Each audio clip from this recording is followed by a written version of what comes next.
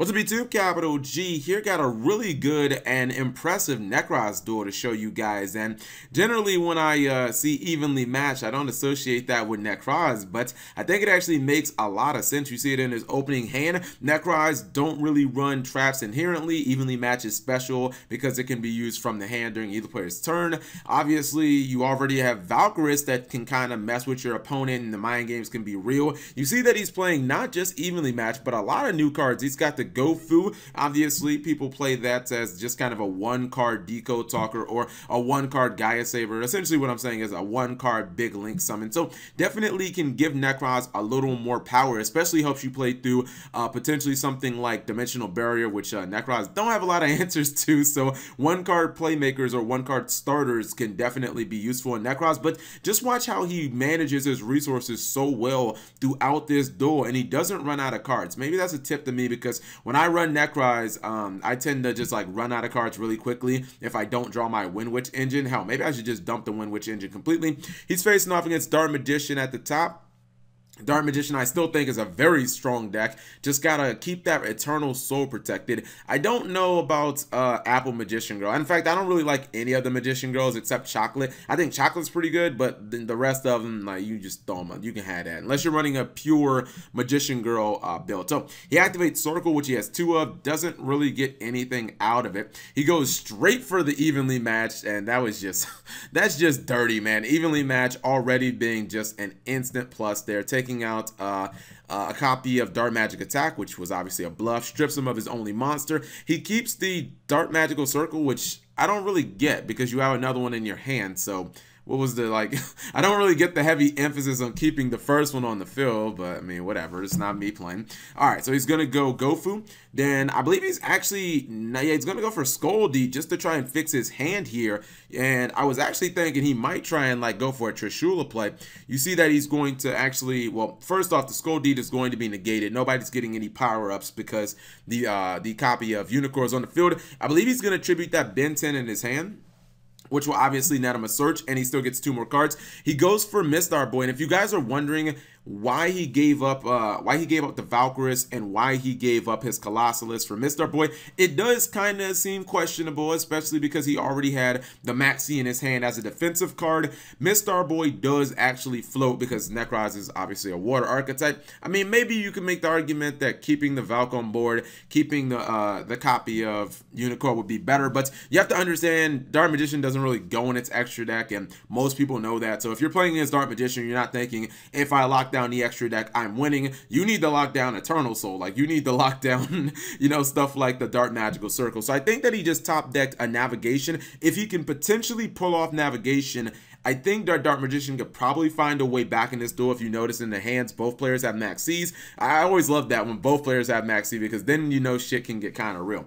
All right, Scoldy is now going to power up. I don't know why he activated Max C there, because I'm pretty sure he would just attack now, which he's going to go into Navigation. Max C is going to be chained on to that. He's going to get 2 draws, but he will get the banished Scoldy, so that's kind of nice. And now Dark Magician player pretty much unloads his entire hand, and now actually Nekroz is playing into the Maxi. He used Valkyries, but it's fine because he's getting a lot of pluses. The problem is Dark Magician drew the perfect card in Regeki, and when I saw this board, I was like, yo, I think Dark Magician can get back in this duel. Not only does he have the Regeki to completely clean him out, but he has a very impressive board on the field, and if you guys notice, he has the Navigation in the graveyard, so he can definitely do some very big things there, and the Rod is going to get him the search that he needs. So he's going to Regeki. Mistar Boy is going to pay him back. He's going to go for Inheritance. Why didn't he just get, I don't get it. Like, why would you go for Inheritance instead of going for Eternal Soul? To me, that just made no sense.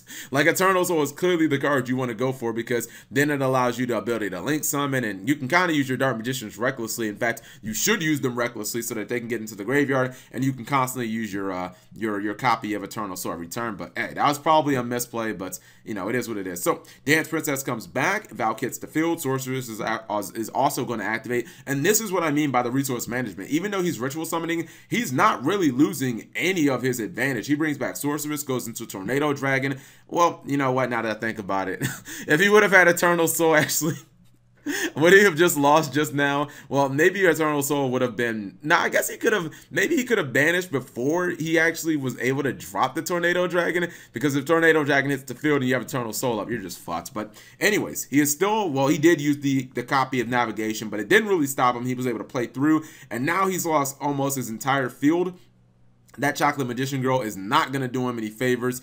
Yeah, with Dark Magician, you have to get to Eternal Soul and Circle, and then you got to keep it alive. He tributes his Tornado Dragon without actually using the effect to pop, but I don't think it really mattered, honestly, as he is just racking up those cards. Chocolate Magician girl obviously has nothing on Utopia the Lightning, and I believe that this is exactly game as the Necroz of Decisive Armor, which I haven't seen in a couple of years. I remember when that card was actually that spicy Tech 1, or that Tech 1 copy and Nekroz. Those were the good Duelist Alliance days, and he actually ended up hitting him exactly for game 3300. I feel like there was a potential avenue here for Dark Magician to really get back in this game. I still think he should have went for the Eternal Soul.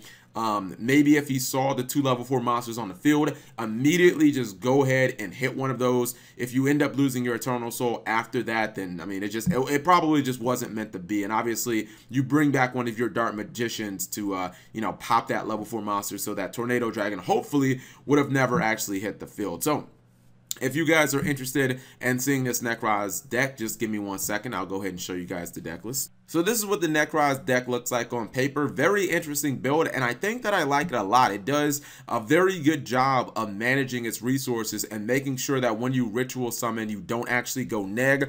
You see a lot of ritual monsters in here that you aren't probably accustomed to seeing. You've got the Necroz of Decisive Armor. As I said before, you haven't really seen this card in a couple of years. The Necroz of Catastor, and a lot of non-ritual Necroz monsters in here. This is good because just about every single one of them, when they are tributed, they can actually have effects that add other monsters from your deck to your hand. Or like the Dance Princess, she actually has like a banish card. I know that the original, or this one right here, the Enforcer, this one can get you a copy of Decisive Armor because he is actually a dragon monster. I'd never seen this one. I'd never seen Ariel, but this actually not only can adjust its levels, but this is a card that when it's tributed, this can actually add a non-ritual Necroz monster from your deck to your hand, and clearly he runs enough of those. Multiple copies of Ben 10 in here as well. Ben 10 is another good card to pitch when you're ritual summoning, and the thing about all these monsters is they, for the most part, say when this card is tributed by a card effect. This means that it does not have to be for a ritual summon. You can use it for something like the Necroz of Valkyris. If Valkyris tributes them, then not only do you get to draw cards, but then you get the secondary effects. You get the search from those monsters as well. He has a couple of 1-card playmaking cards in here, like Gofu and Evenly Matched, just being that really solid card. Go second against your opponent and just evenly match them, and it can be a complete blowout. As well as the Mori of Greed. I'm thinking that's because you want to get a good mix of like ritual monsters and non-ritual monsters, and if he has too many non-rituals, obviously there's nothing to ritual summon. If he has too many rituals, then he might not actually have anything to pitch for the payments. So Mori of Greed makes it so that he should be able to have consistent hands. So just a very interesting build. I will have it for you guys to download it if you are interested in doing that.